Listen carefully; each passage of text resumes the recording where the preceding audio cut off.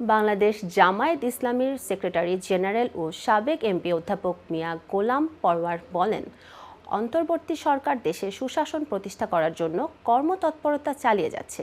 অন্যদিকে দেশের এই শান্তিপূর্ণ পরিবেশ বিনষ্ট করার জন্য ফ্যাসিবাদের দোসররা অপপ্রচেষ্টা চালিয়ে যাচ্ছে।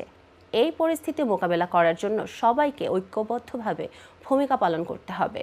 শুক্রবার রাতে খুলনা মহানগরী জামায়াতে ইসলামীর উদ্যোগে নগরীর সোনাডাঙ্গাস্থ আল ফারুক সোসাইটিতে সাংবাদিকদের সাথে মতবিনিময়ে তিনি এসব কথা বলেন। এ সময় উপস্থিত ছিলেন বাংলাদেশ জামায়াত ইসলামীর কেন্দ্রীয় কর্মপরিষদ সদস্য ও খুলনা অঞ্চলের সহকারী পরিচালক মাওলানা আবুল কালাম আজাদ, কেন্দ্রীয় মজলিসে শুরার সদস্য ও অঞ্চল টিম সদস্য মাস্টার শফিকুল আলম, কেন্দ্রীয় মজলিসে শুরার সদস্য ও খুলনা মহানগরীর আমির অধ্যাপক মাহফুজুর রহমান সহ খুলনার বিভিন্ন ইলেকট্রনিক ও প্রিন্ট মিডিয়ার সাংবাদিকবৃন্দ।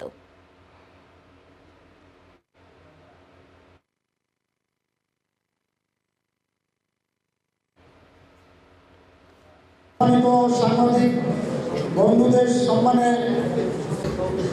ওই দিন উনি বলেছিলেন, আপনারা কিছু প্রশ্ন করতে চেয়েছিলেন। প্রশ্ন, দক্ষিণ অঞ্চলের যে বান্নু, হ্যাঁ, ওয়েল নোন জার্নালিস্ট, আমাদের সম্মানিত প্রধান অতিথি বাংলাদেশ জামায়াত ইসলামের সম্মানিত, এই বাদগুলো নিরাময় করার কোনো উদ্যোগ। এই আদেশটা যে সরকার দিয়ে আমাদের নিষিদ্ধ করলো, সে সরকার নিজেই তো অবৈধ ছিল। ফলে একটা অবৈধ সরকারের আদেশও অবৈধ। এই কারণে এই আদেশ আমরা মানি না। আমরা গভর্নমেন্টকে বলেছি, এবং আপনারাও তো এই আদেশ মানেননি। বর্তমান প্রফেসর ডক্টর ইউনূস সাহেবও কিন্তু এই নিষিদ্ধ করলো যে আইনে, ওনারাও সে আদেশ মানেননি।